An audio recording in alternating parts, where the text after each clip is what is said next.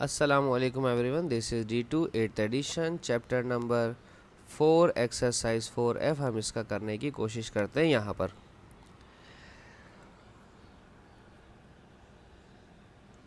कहते हैं the surface area of each face of a cube is this measurement centimetre square, find the length the volume in the expanded form of the cube. Okay, ठीक है sir, पहले तो एक चीज़ समझ लीजिए कि क्यूब होता क्या है।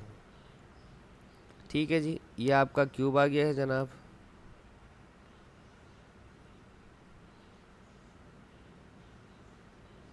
सही है भाई।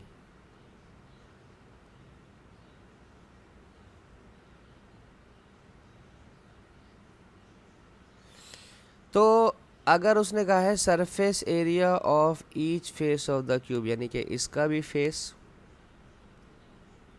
ठीक है, फिर ये वाला बेस पर जो है ये, ठीक है, फिर ये जो बैक पर है इसकी बात हो रही थी, है ना। इस तरह से हर फेस का इसने दिया हुआ है।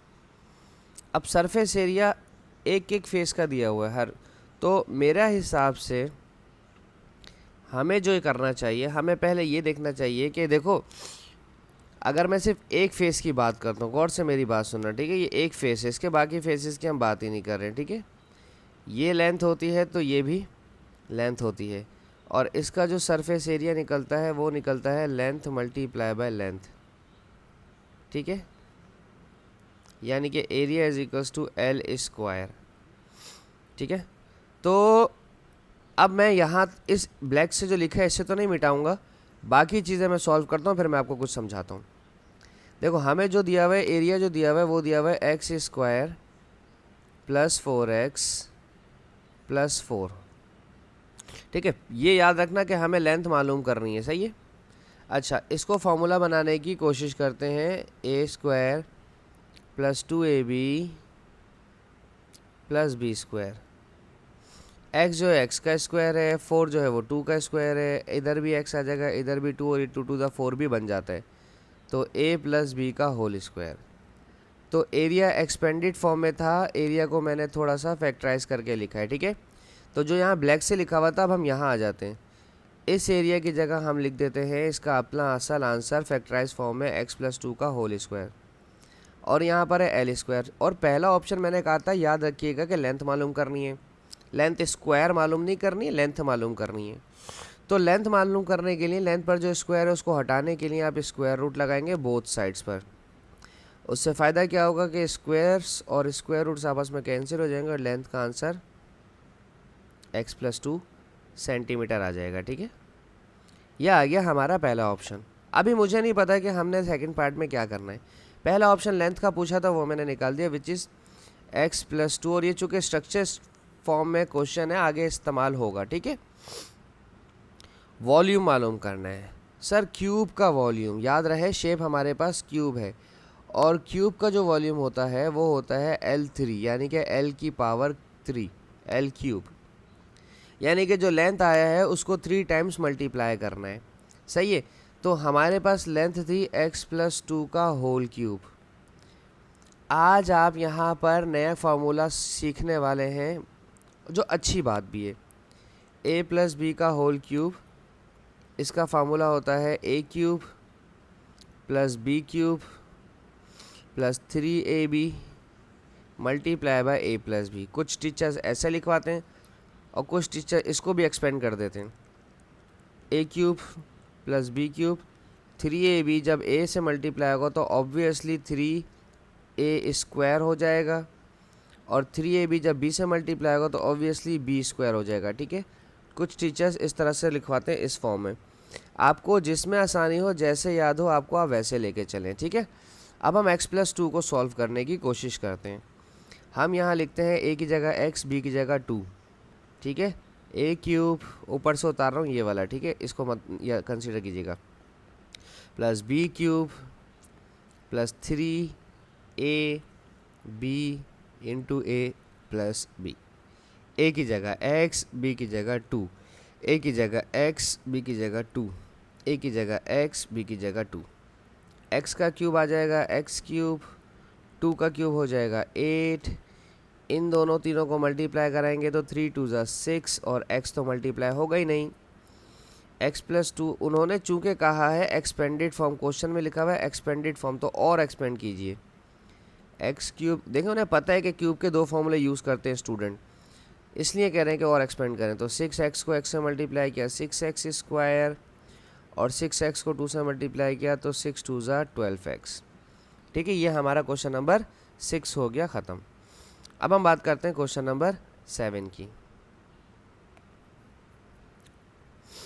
क्वेश्चन 7 भी इसका ज़्यादा बड़ा नहीं है, छोटा सा ही क्वेश्चन है क्या उसमें? अच्छा वही है जो क्वेश्चन नंबर 5 था ना हमारा, जैसे 5 था इफ़ पॉसिबल वाला, उसमें पॉजिटिव का फॉर्मूला लग रहा था आइडेंटिटी वाला, इसमें नेगेटिव की आइडेंटिटी लगेगी। अभी बता देते हैं। जैसे ऑप्शन नंबर ए है मेरे पास, ऑप्शन नंबर ए में है फॉर्मूला मेरे पास 36m² minus 48mn plus 16n²। 36 जो है वो 6 का स्क्वायर होता है, m जो है वो m का स्क्वायर होता है। -2 a की जगह 6m ही आएगा, b की जगह भी देख लेते हैं क्या आना है। 16 जो है वो 4 का स्क्वायर होता है, n जो है वो n का स्क्वायर, 4n आ गया यहाँ पे। इसको मल्टीप्लाई करके देखें 48 बनता है कि नहीं बनता है। 2 6 ज़ा 12 और 12 टाइम्स 4 इज़ 48, यस ये फार्मूला बन गया। तो 6m और 4n आएगा और स्क्वायर का, और बीच में साइन आएगा माइनस का भी। लेकिन हमने ना एक छोटी सी गलती पता है क्या की, आप देखें यहाँ 6 और 4 दोनों कॉमन है। एक काम कीजिए, ये दोनों 2 के टेबल में आते हैं ना, 6 आता है 2 3 ज़ा 6 और 4 आता है 2 2 ज़ा 4, सही है, और होल स्क्वायर है। तो अब स्क्वायर जो है वो इस 2 का भी और इस पूरी ब्रैकेट का भी है। 2 का स्क्वायर 4 हो जाएगा और 3m और -2n। हो सकता है बैक पे ना आंसर इस तरह से दिया हुआ हो, कुछ स्टूडेंट्स का होता है कि हमें पीछे वाले आंसर से मैच करवाएं आंसर्स को, इसलिए मैं उनके लिए बता देता हूँ कि देखें कॉन्सेप्ट आपका ठीक जा रहा है तो दैट्स ओके। आप ये भी आंसर छोड़ सकते हैं, लेकिन फैक्टराइज फॉर्म में जो अच्छा समझा जाता है वो ये समझा जाता है कि फैक्टराइज करें। यहाँ से मैंने पहले कॉमन निकालना था, लेकिन मैं कॉमन निकालना भूल गया। लेकिन जैसे ही मैं रियलाइज़ किया मैंने कि मैं जब लास्ट में पहुँचाऊँ, तो मुझे यहाँ रियलाइज़ हुआ इस तरफ, इस स्टेप में मुझे रियलाइज़ हुआ कि 6 और 4 तो दोनों इवन नंबर हैं, और इवन नंबर तो कॉमन आ सकता था, इसलिए मैंने फाइनल एंड में कॉमन ले लिया। तो आपने एक एंड में कॉमन लेना भी सीखा मेरी गलती की वजह से। ठीक है, अब आते हैं ऑप्शन नंबर बी पर, आइदर ये सॉल्वेबल है भी या नहीं। 1/4h², यकीनन ये तो स्क्वायर है, -4h के प्लस 4k², ये भी स्क्वायर है।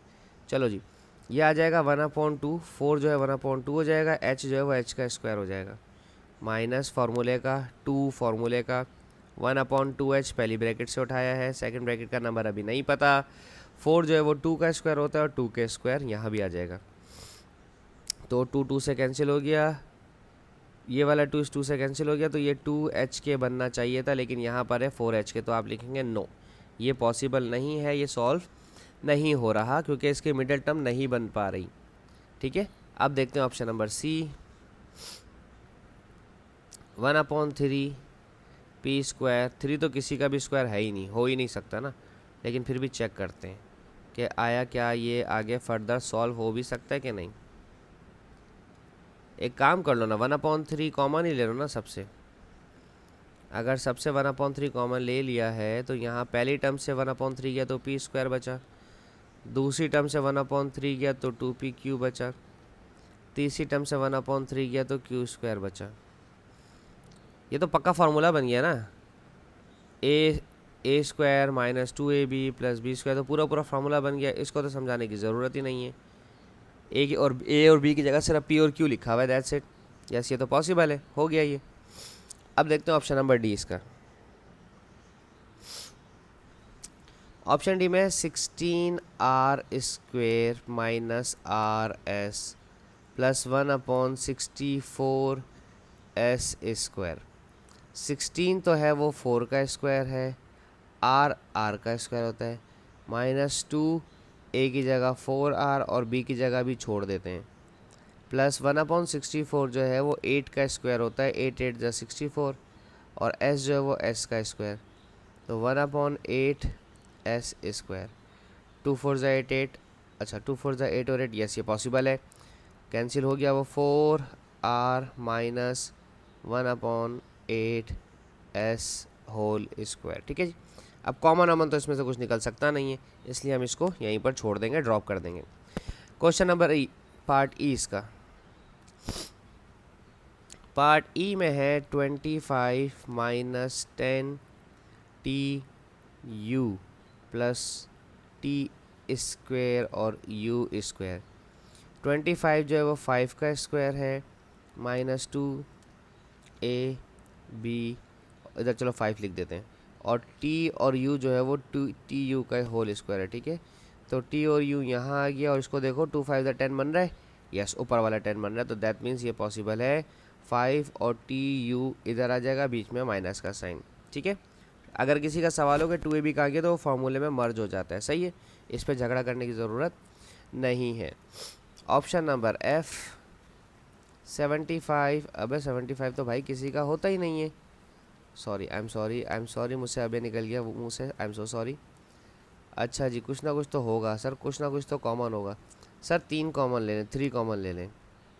3 के टेबल में 75 आता है, 3 2 ज़ा 6, 3 5 ज़ा 15 डब्ल्यू स्क्वायर, माइनस 3 5 ज़ा 15, डिनोमिनेटर में 2 ऐसे ही रहा, डब्ल्यू जेड, 3 1 ज़ा 3 और 16 ऐसे ही रहा, जेड स्क्वायर। ठीक है, देखिए मैंने इसमें से भी 3 कॉमन ले लिया, 3 25 ज़ा होता है, 3 5 ज़ा 15 होता है, और 3 1 ज़ा 3 होता है। देख लें सब नंबर यहाँ लिख दिए। अब हमें ब्रैकेट के अंदर वाले को ही सॉल्व करना है, बस दैट्स इट।